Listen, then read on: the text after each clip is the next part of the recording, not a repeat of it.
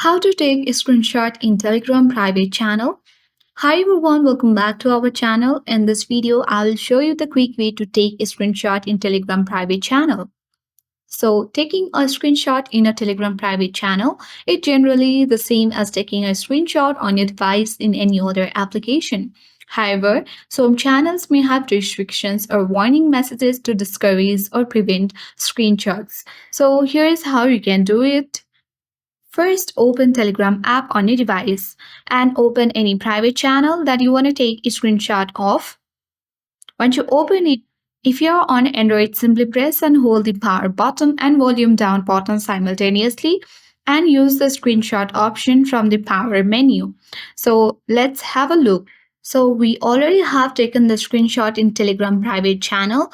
So if you cannot take a screenshot, example, if the screen goes black or you get a notification that screenshots are not allowed, the channel might have security features enabled that prevents capturing the screen. So you have to keep this in mind that different channels might not be able or we are not able to take a screenshot of those channels due to the security features. So I hope this video was helpful. If it was, then do like, share, comment, and don't forget to subscribe for more tech and tips videos.